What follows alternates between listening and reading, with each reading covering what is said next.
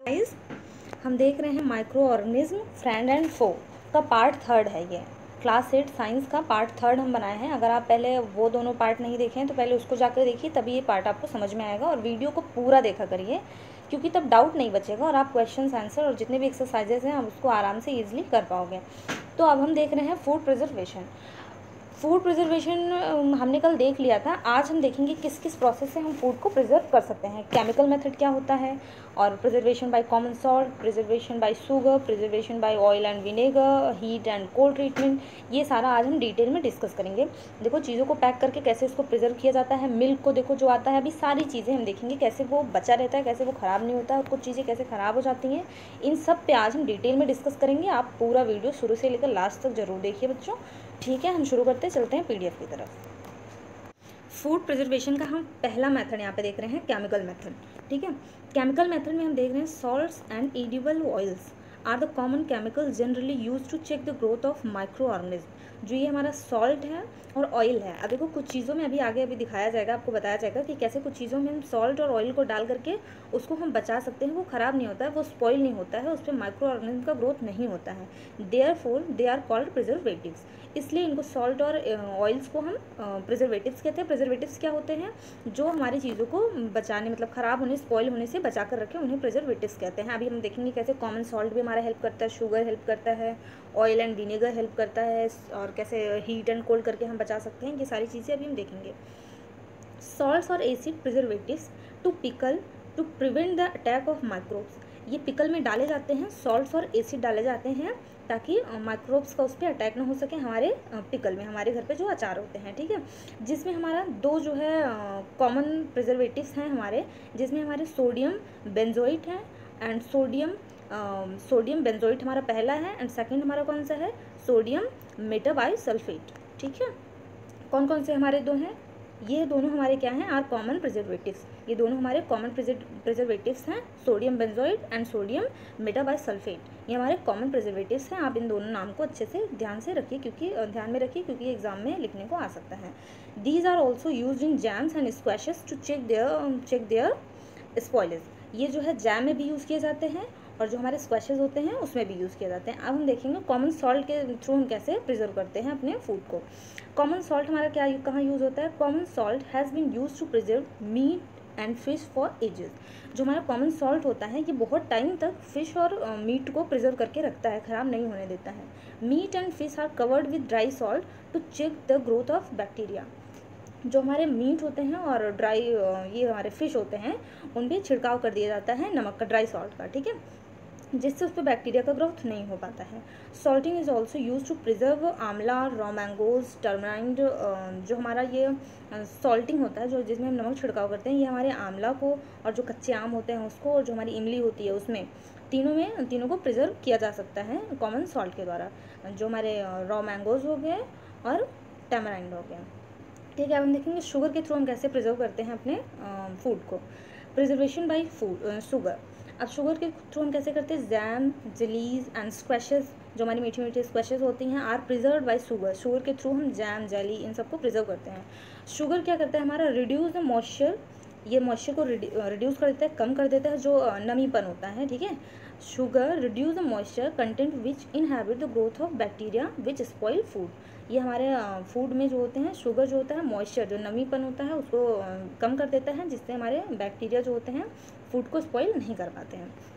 अब हम देखेंगे preservation by oil and vinegar. अब हम देखेंगे ऑयल और जो सिरका होता है हमारा, इससे कैसे हम फूड को प्रिजर्व करते हैं। Use of soil and vinegar prevents spoilage of pickles because bacteria can not live in such an environment.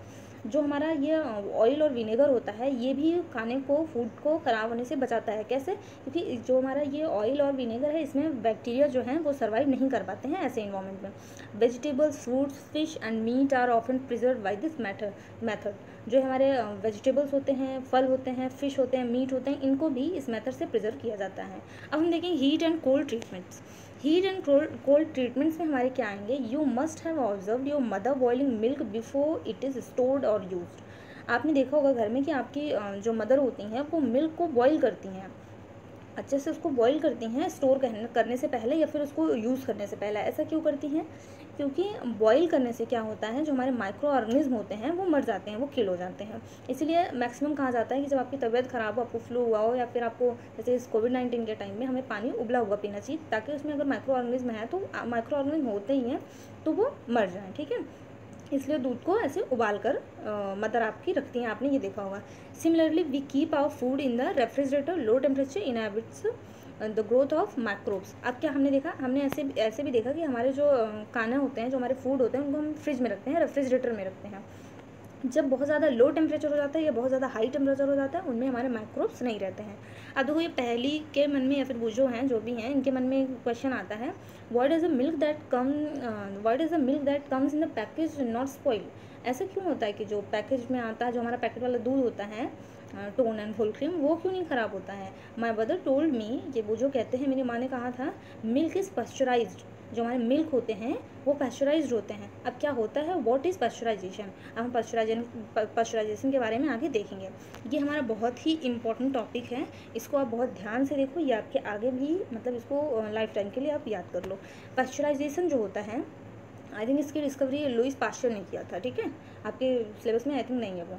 तो पास्चराइजेशन जो होता है, pasteurized milk can be consumed without boiling as it is free from harmful microbes. जो हमारे milk pasteurised होते हैं, जो हमारे पैकेट वाले मिल्क होते हैं, उनको हम बिना बॉईल किए भी यूज़ कर सकते हैं, ये हार्मफुल नहीं होते हैं, इसमें कोई भी माइक्रोब्स नहीं बचते हैं जो हार्मफुल हों। द मिल्क इज़ हीटेड, आपको मैं अभी एक इमेज भी दिखा दूँगी ये पास्चराइजेशन का। चलिए पहले मैं आपको एक इमेज दिखा देती हूँ।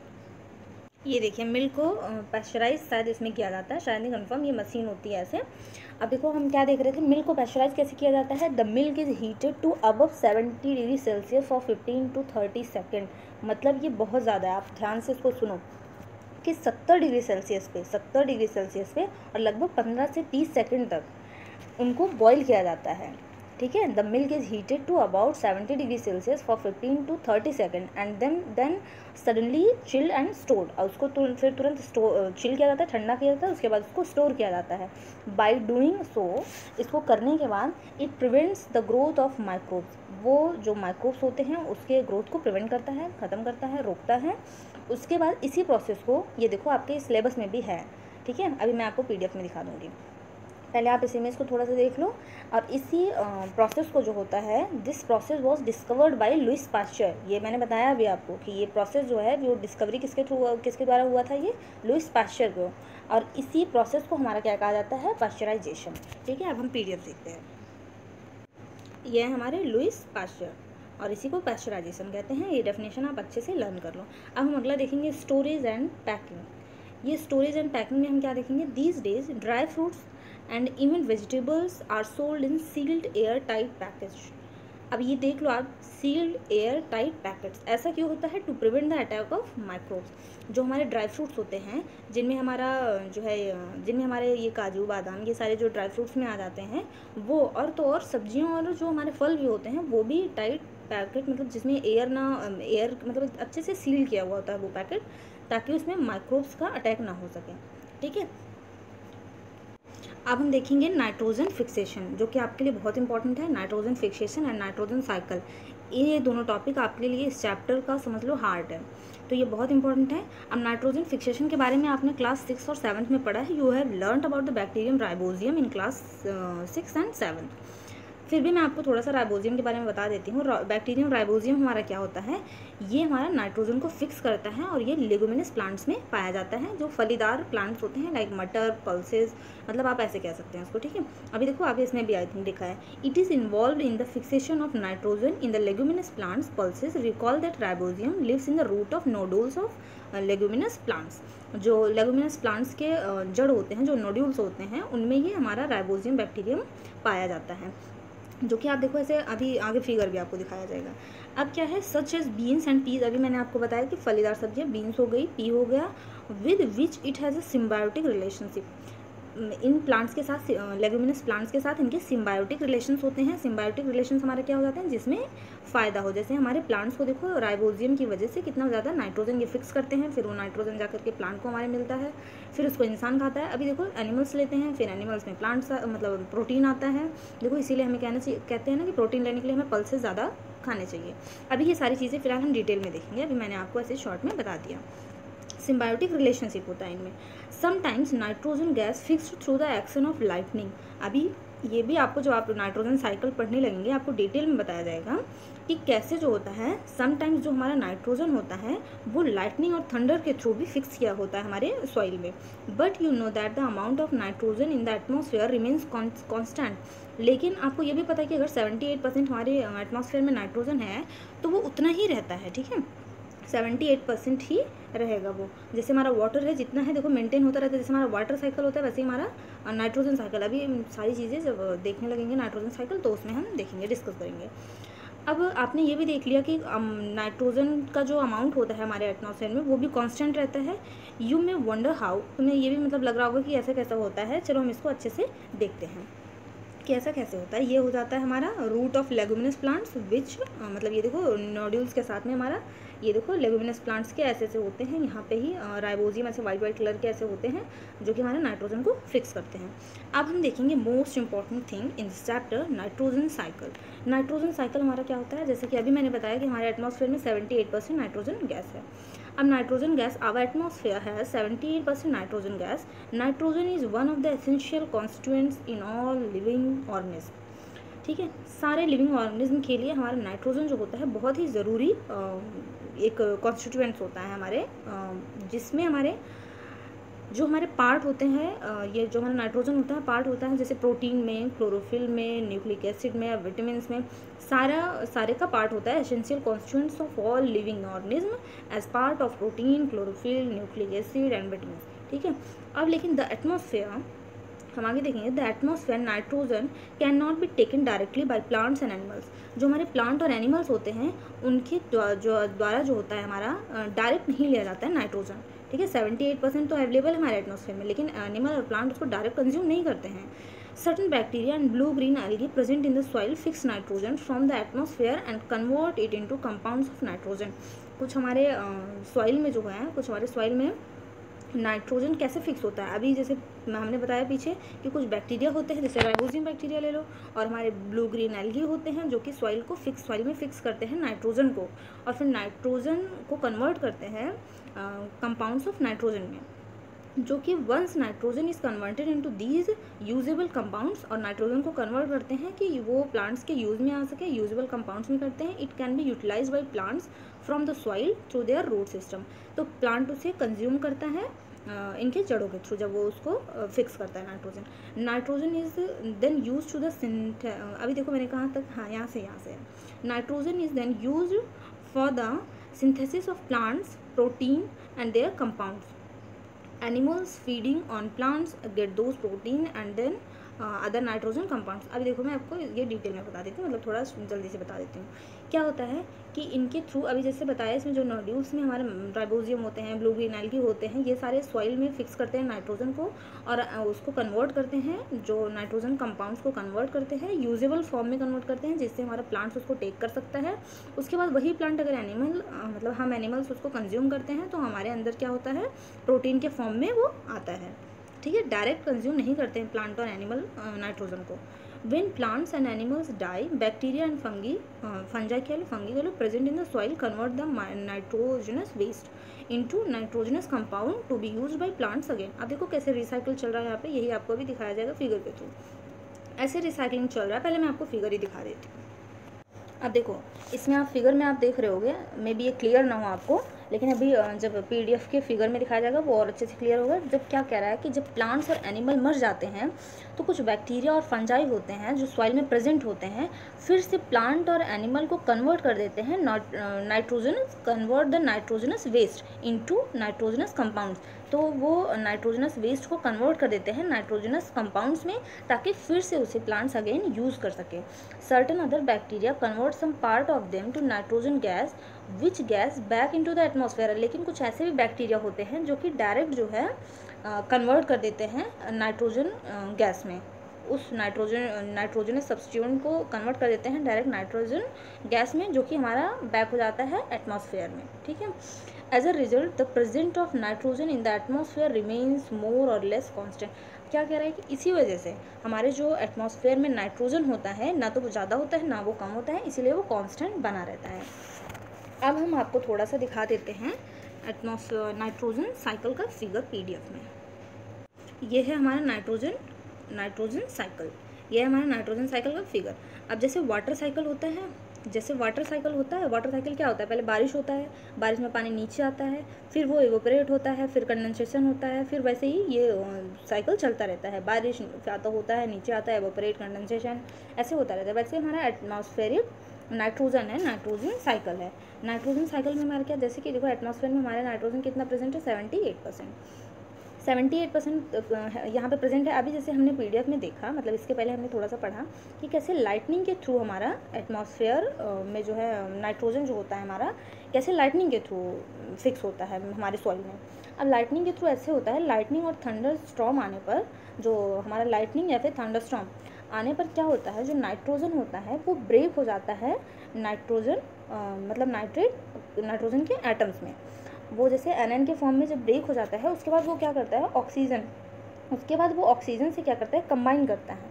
ऑक्सीजन से कंबाइन करने के बाद वो कंपाउंड्स बनाता है, और जब कंपाउंड्स बना लेता है तो वो रेन के साथ, जो पानी होता है बारिश का पानी, रेन के साथ वो नाइट्रेट के फॉर्म में, आप एक चीज़ को ध्यान से सुनो, नाइट्रेट के फॉर्म में वो आ जाता है हमारे अर्थ पर, और सॉइल को एनरिच बना देता है, सॉइल को नाइट्रेट से एनरिच कर देता है। ये हो गया एक प्रोसेस हमारा लाइटनिंग के थ्रू। अब इस फिगर को आप बहुत ध्यान से देखिए, ये हमारा एक हो गया लाइटनिंग के थ्रू। और दूसरा हमने क्या देखा, नाइट्रोजन फिक्स होता है किसका, नाइट्रोजन फिक्स होता है बैक्टीरिया के थ्रू, नाइट्रोजन फिक्स होता है ब्लू ग्रीन एल्गी के थ्रू। अभी हमने ये देखा ना, बैक्टीरिया टर्न करता है, नाइट्रोजन को फिक्स करता है, ब्लू ग्रीन एल्गी फिक्स करते हैं, और कुछ माइक्रो ऑर्गेनिज्म फिक्स करते हैं उसको फिक्स करने के बाद वो क्या हो जाता है, वो मिट्टी में उसको मिला देते हैं, compounds of nitrogen in the soil. उसके बाद क्या होता है, उसके बाद वो प्लांट उसको लेता है, अपटेक बाय प्लांट्स, वो प्लांट में जाता है जड़ों के थ्रू, जैसे भी मतलब जड़ों के थ्रू जब वो प्लांट में जाता है, एक तो ये चीज़ आप देखो, जड़ों के थ्रू वो प्लांट में जा रहा है, और एक ये देखो कुछ बैक्टीरिया होते हैं जो डायरेक्ट कन्वर्ट कर देते हैं नाइट्रोजन गैस में, जो कि एटमॉस्फेयर में बैक हो जाता है। Bacteria turn compounds of nitrogen into gaseous nitrogen gas में डायरेक्ट कुछ बैक्टीरिया कन्वर्ट कर देते हैं, और यहाँ पे प्लांट में जाता है। जब प्लांट इसको लेता है, फिर हम उसको हम उसको ईट करते हैं, हम उसको इनटेक करते हैं, हम उसको लेते हैं। उसके बाद क्या होता है, जब इंसान या फिर एनिमल डेड होता है, नाइट्रोजनस वेस्ट क्या होते हैं फ्रॉम एक्सक्रीशन और या फिर डेथ की वजह से, फिर वो उसको कन्वर्ट करते हैं। अभी हमने जैसे कि देखा था, फिर उसको कन्वर्ट कर देते हैं सॉइल में, नाइट्रोजन को मतलब फिर से सॉइल में वो कैसे कन्वर्ट कर देते हैं। तो हमने देख लिया इसमें नाइट्रोजन साइकिल, यही है हमारा नाइट्रोजन साइकिल हमने देख लिया। अब हम देखेंगे कि इस चैप्टर में हमने क्या क्या लर्न किया, ठीक है। अब ये इंपॉर्टेंट चीज़ थोड़ा सा और देख लेते हैं हम, और ये कीवर्ड्स हम किसी और वीडियो में कर लेंगे, ठीक है। अब हम देखेंगे what you have learned in this chapter. तो पहले हमने क्या देखा, जो माइक्रो ऑर्गेनिज्म होते हैं वो बहुत स्मॉल होते हैं। एक बारी हम देख लेते हैं क्या क्या हमने पढ़ा, जल्दी से, डिटेल में नहीं ज़्यादा, इसे शॉर्ट में देख लेते हैं।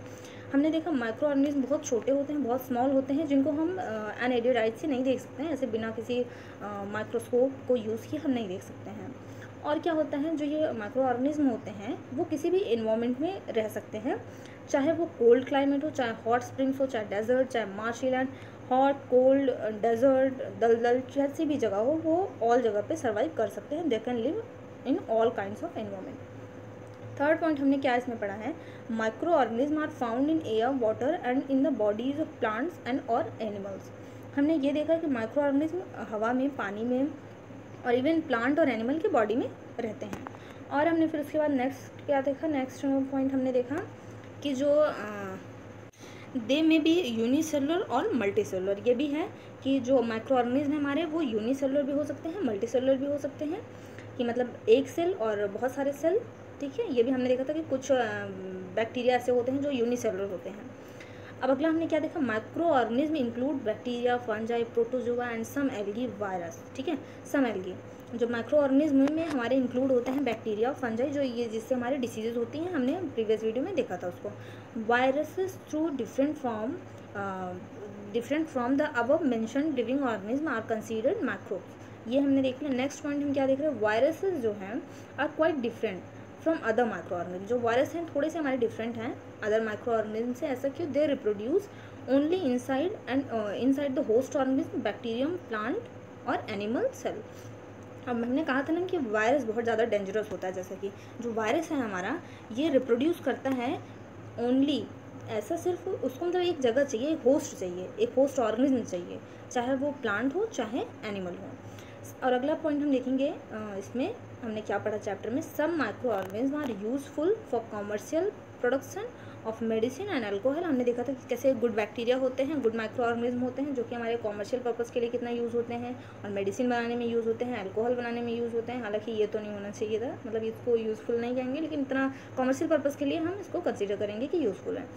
और अगला पॉइंट हमने क्या देखा, some micro organism decompose the organic waste and dead plants and animal into simple substances and clean up the environment. हमने ये भी देखा था कि जो गुड माइक्रो ऑर्गेनिज्म हैं वो कैसे हमारे डेड प्लांट को, एनिमल को सिंपल सब्सटेंसेज में तोड़ कर उसको सॉइल को एनरिच बनाते हैं और हमारे एनवायरनमेंट को भी क्लीन करने में हेल्प करते हैं। गुड माइक्रो ऑर्गेनिज्म बहुत सारे हमने क्वालिटी देखी थी। नेक्स्ट हमने क्या देखा, protozoans cause serious diseases like dysentery and malaria. हमने ये भी देखा था कि जो प्रोटोजोआ होते हैं इनसे मलेरिया और डिसेंट्री यानी कि दस्त हो जाता है। ठीक है, ये सारे डिसीजेज हमने देखा था जो कि बहुत इंपॉर्टेंट है, को टेबल आप अच्छे से लर्न कर लेना। अगला पॉइंट हमने क्या देखा, some of the microorganism grow on our food and cause the food poisoning. अभी हमने देखा था कि फूड पॉइजनिंग कितना डेंजरस होता है, इससे इवन डेथ भी हो जाती है फूड को, मतलब समझ लो फूड पॉइजन, फूड में ही जब पॉइजन हो जाएगा तो वो डेंजरस रहेगा ही। ये भी कुछ हमारे माइक्रो ऑर्गेनिज्म की वजह से होता है। अगला पॉइंट हमने क्या देखा, some micro organism reside in the root nodules of leguminous plants, they can fix nitrogen from air into soil and increase the soil fertility. अभी हमने देखा कैसे जो हमारे लेगुमिनस प्लांट्स में हमारे राइबोजियम होते हैं वो कैसे हमारे नाइट्रोजन को फिक्स करते हैं मिट्टी में, सॉइल में, और उसको एनरिच बनाते हैं, उसकी फर्टिलिटी बढ़ाते हैं। ये हमने बहुत डिटेल में देखा है, आप उसको जरूर ध्यान से देखिए।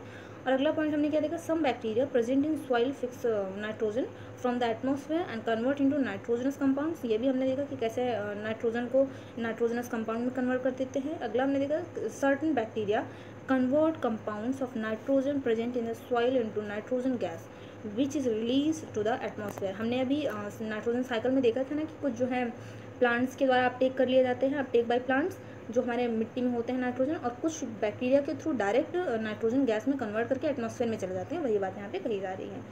ठीक है गाइस, तो हम ये चैप्टर अब यहीं पे फिनिश करते हैं एंड मिलते हैं नेक्स्ट चैप्टर के साथ। अगर ये आपके लिए यूज़फुल रहा हो तो प्लीज़ इसे लाइक, शेयर एंड सब्सक्राइब करो और वीडियो को पूरा देखा करो आप लोग, तभी आपको डाउट नहीं रहेगा। Thank you guys.